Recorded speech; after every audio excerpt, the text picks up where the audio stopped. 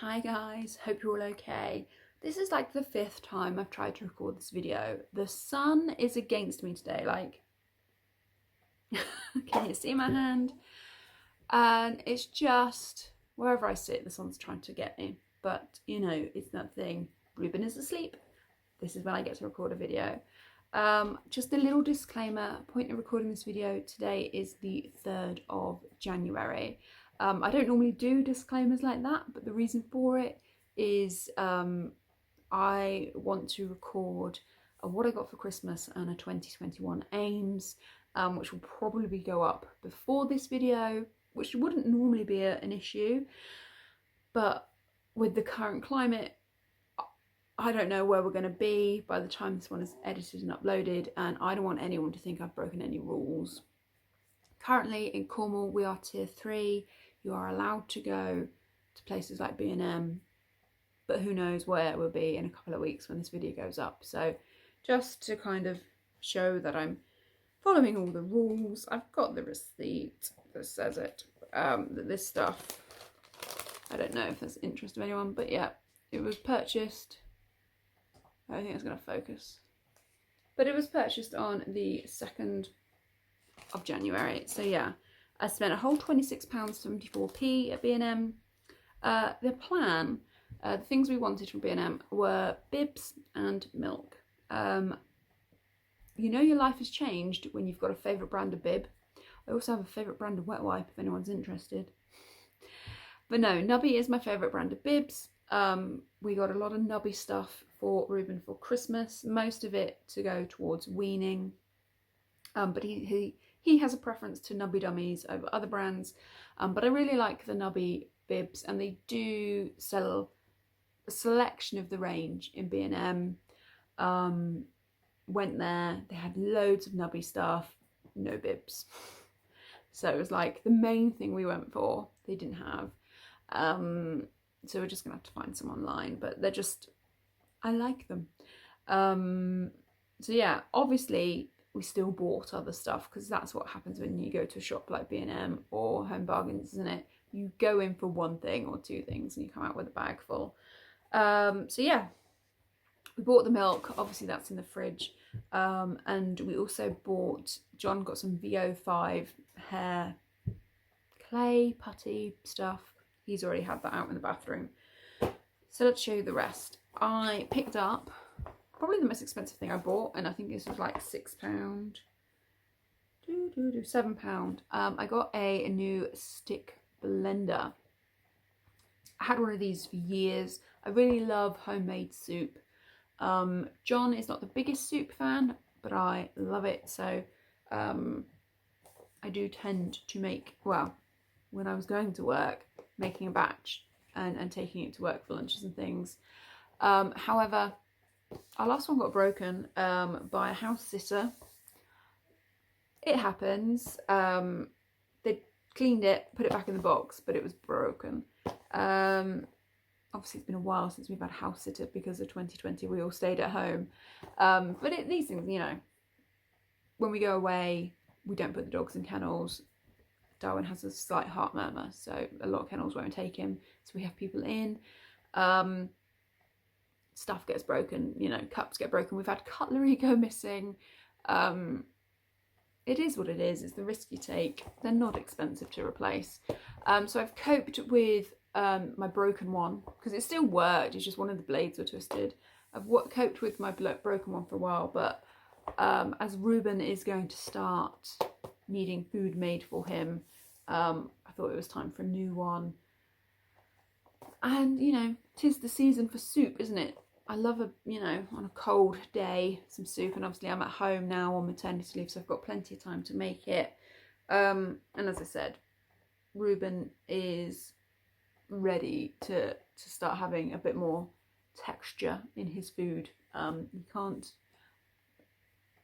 weaning is such a personal thing, and I don't want to bore people with it, but Ruben is ready for a bit more texture in his life. So yeah, I got one of those. The next thing I picked up, oh, some Fry Light. Not gonna lie, been cooking with olive oil for most of December, We were doing some of the muscle food stuff end of November, December, and a lot of the muscle food stuff they recommend marinating it with oil. And you know, I do love a bit of bread dipped in some decent oil. Mwah. But no, back on the calorie counting train for January. Frylight back in my life. Next thing I got,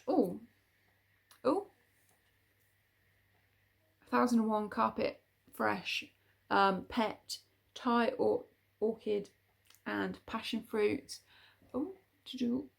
It's one of my favourites. I do like the Fabulosa Rhubarb spray one as well, but I think this one lasts longer. It's that thing. I have 2 dogs, as you're probably aware, and it's one of my worst fears that someone will come into my home and think it smells like dog, because there is that whole thing, isn't it, that you go smell blind. I've asked the question of many a friend, and they all assure me that my house doesn't smell of dogs. You know, I am very hoovering, dusting, slightly obsessive, and that was before we had a baby. Just, you know, I love my pets, but I don't want my house to smell like them. So this kind of thing there's always one. This is probably, I always have one and normally a backup. And then just before Christmas, I think it was on Christmas Eve, I had to open my backup, so I needed another one. Rambly.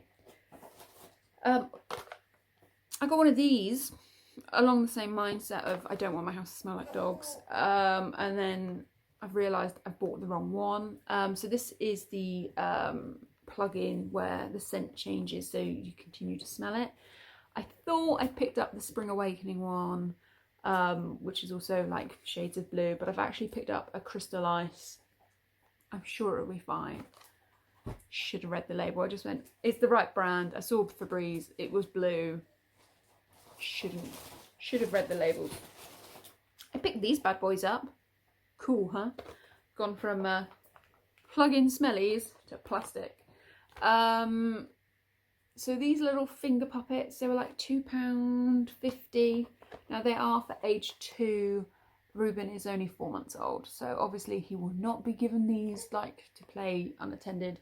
We are doing a lot of book reading and like sings, like sounds so weird, but I sing to him and we do like stories and things, and I thought these might be fun for me to put on my fingers to do it with him. And to be fair, if they go in, he wouldn't be left unattended with any toy at this point. So but if like one of these went in his mouth, they can go in the sterilizer, so I don't have a real issue with them. But my main plan was, you know, me to have them on my hand and part of story time fun, because that's what I call fun now. So we've got a sheep, a cow, a horse, a pig, and a chicken, or a rooster. It says chicken, but it's a rooster. But yeah, so I've got those. Not that Ruben needed any more toys. He was so lucky over Christmas. Just so lucky. Such a lucky little boy.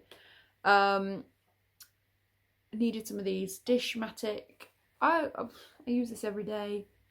I kind of don't believe I ever didn't wash dishes with these. You put your washing up liquid into the handle and do it like that. I don't know how much the non-scratch works because I'm a little heavy-handed, but yeah, I do rate these.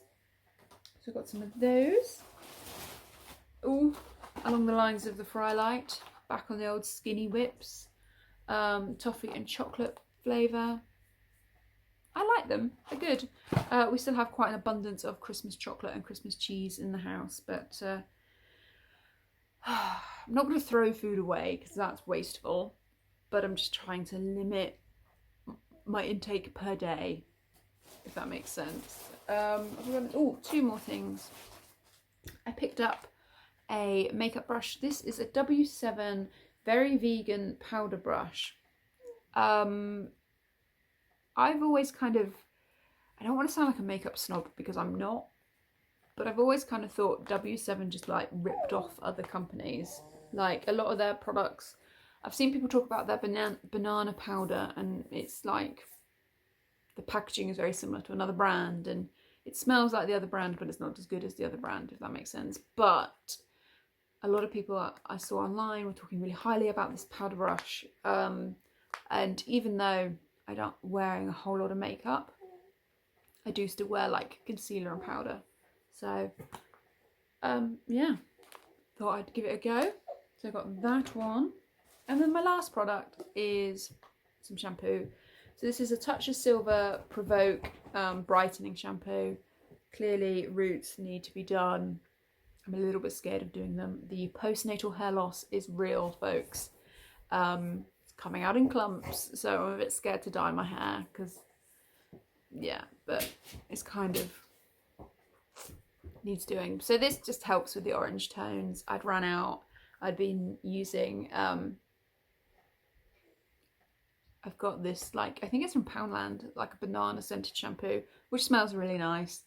But yeah, the hair needs some love. So I got some of that. So that is my very rambly B&M haul. I hope you're all okay. As I said, currently I'm in tier 3, but who knows where we'll be by the time this video goes up. I hope you guys all had a lovely Christmas, even though it's probably February when this is going up, but I hope you're all okay. I hope you're safe, and I'll talk to you in the next one. Bye guys.